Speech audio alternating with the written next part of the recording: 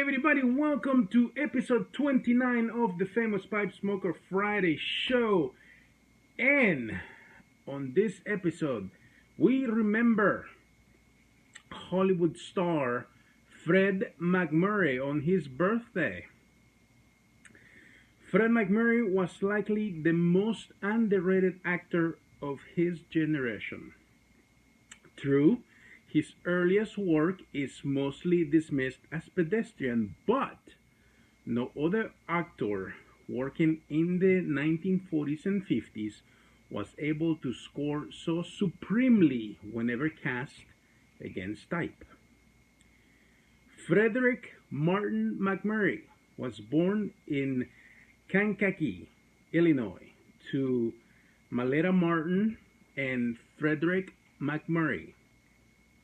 His father's sister was vaudeville performer and actress Faye Holderness.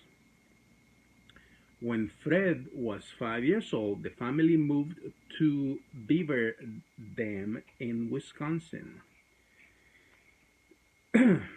He graduated from Beaver Dam High School, later the site of Beaver Dam Middle School, where he was a three-sport star in football, baseball, and basketball. Fred retained a special place in his heart for his small town in Wisconsin upbringing, referring at any opportunity in magazine articles or interviews to the lifelong friends and cherished memories of Beaver Dam. And of course, I'm a child. Even including mementos of his childhood in several of his films. In Pardon My Past, Fred and fellow GI William Demarent are moving to Beaver Dam to start a mink farm. MacMurray earned a full scholarship to attend Carroll College in Waukesha, Wisconsin, and had ambitions to become a musician. MacMurray participated in numerous local bands playing the saxophone. In 1930, he played saxophone in the Gus ARNHEIM and his Coconut Grove Orchestra when Bing Crosby was the lead vocalist. Wow, that's cool. And Ross Colombo was in violin section. MacMurray recorded a vocal with ARNHEIM's orchestra, All I Want Is Just One Girl. He appeared on Broadway in the 1930 hit production of Three's a Crowd, starring Sidney Greenstreet, Clinton Webb, and Libby Holman. He next worked alongside Bob Hope in the 1933 production of Roberta, before he signed on with Paramount Pictures in 1934 for the then standard 7-year contract. Although his early film work is largely overlooked by film historians and critics today, he rose steadily within the ranks of Paramount's contract stars, working with some of Hollywood's greatest talents, including Wonder King writer-director Preston Sturges, whom he intensely disliked, and actors Humphrey Bogart and Marlene Dietrich. Although the majority of the films of his films of the 30s can be largely be attributed as standard fare, there are exceptions. He played opposite Claudette Colbert in 7 films, beginning with The Gilded Lady in 1935. He also co-starred with Katharine Hepburn in the classic Alice Adams in 1935, and with Carole Lombard in Hands Across the Table, also in 1935. The Trail of the Lonesome Pine in 1936, an ambitious early outdoor 3-strip Technicolor hit co-starring with Henry Fonda and Sylvia Sidney, directed by Henry Hathaway. The Princess Comes Across in 1936, and True Confessions in 1937. MacMurray spent the decade learning his craft and developing a reputation as a solid actor. In an interesting sidebar, artist C.C. Beck used MacMurray as the initial model for a superhero character who would become Fawcett Comics' Captain Marvel in 1939. This Captain Marvel is now DC Comics' Shazam. The 1940s gave him his chance to shine. He proved himself in melodramas such as Above Suspicion in 1943 and musicals Where Do We Go From Here in 1945. Somewhat ironically, becoming one of Hollywood's highest paid actors by 1943, when his salary reached $420,000. He scored a huge hit with the thoroughly entertaining The Egg and I in 1947, again teamed with Miss Colbert, and today largely remembered for launching the long-running Ma and Pa Kettle franchise in 1941. MacMurray purchased a large parcel of land in Sonoma County, California, oh beautiful, and began a winery and cattle ranch. He raised his family on the ranch, and it became the home to his second wife, June Haver, after their marriage in 1954. The winery remains in operation today in the capable hands of their daughter, Kate MacMurray. Despite being habitually typecast as a nice guy, MacMurray often said that his best roles were when he was cast against type by Billy Wilder. In 1944, he played the role of Walter Neff, an insurance salesman who plots with a greedy wife, Barbara Stanwyck, to murder her husband in Double Indemnity in 1944. Inarguably the greatest role of his entire career. Indeed, anyone today having any doubts as to his potential depth as an actor should watch this film. So watch it.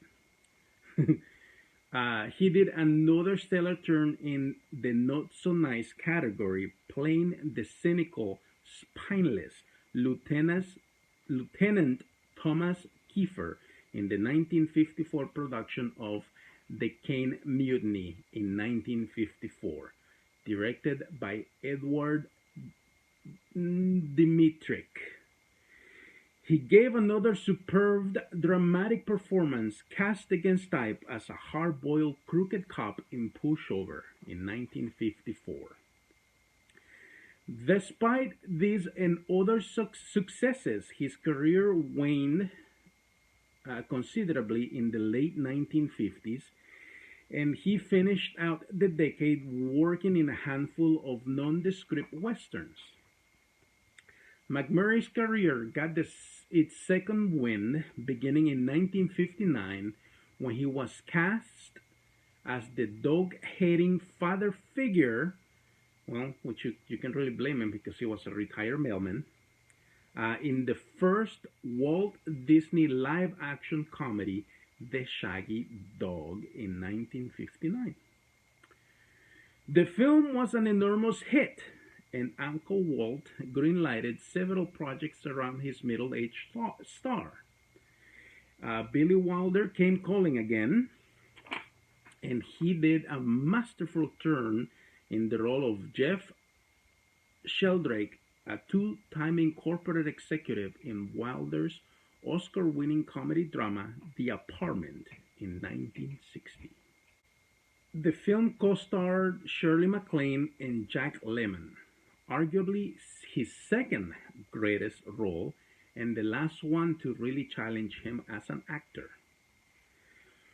Although this role would ultimately be remembered as his last great performance, he continued with the lightweight Disney comedies while pulling double duty, thanks to an exceptionally generous contract on TV.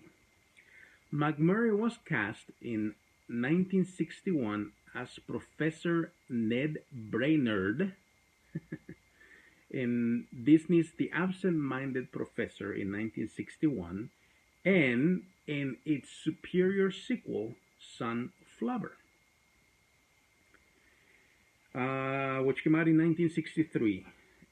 These hit Disney comedies raised his late career profile considerably, and producer Don Fedderson beckoned with My Three Sons, a show debuting in 1960 on ABC.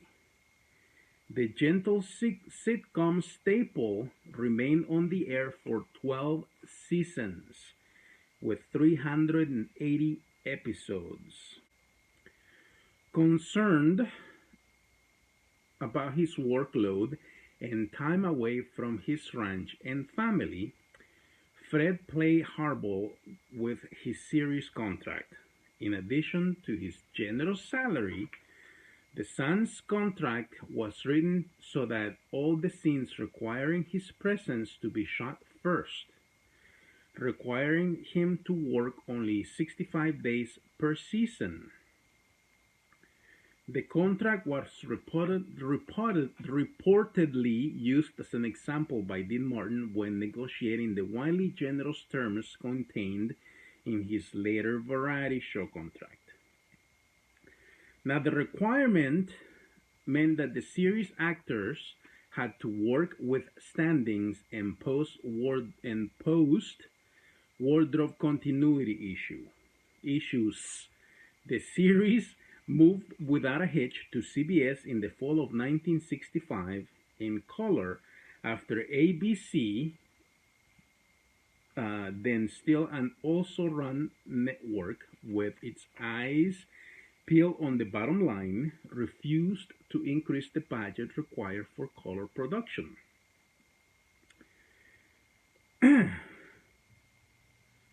This freed him to pursue his film work, family, ranch, and his principal hobby, golf.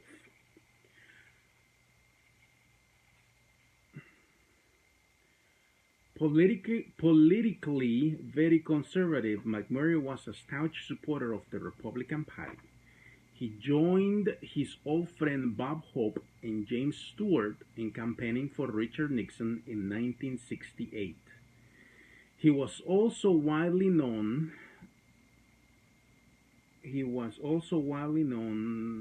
as one of the most, to be polite, frugal actors in the business. Stories floated around the industry in the 60s regarding famous hard-boiled eggs, brown bag lunches, and stingy tips. After the cancellation of My Three Sons in 1972, MacMurray made only a few more films appearances before retiring to his ranch in 1978 as a result of a long battle with leukemia. MacMurray died of pneumonia at the age of 83 in Santa Monica, California, on November 5, 1991. He was buried in the Holy Cross Cemetery in Culver City. All right, that's all I have for you guys this week. Thanks to IMDb for the bio, and thank you so much for watching. Were you familiar with the films of Fred MacMurray? I first saw him in The Absent-Minded Professor. How about you? How do you first become familiar with Fred's work? Please leave me a comment and let's have a conversation about this. As always, if you like this episode, please hit that like button and subscribe to my channel so that you can be up to date with all my other programming, as well as more episodes of this show, the famous Pipe Smoker Friday show. These episodes usually go up on Friday, and please also watch out for my movie reviews. Follow me on Twitter and Instagram, and until next time, may God bless you all. So long, and thanks for all the fish. Ciao.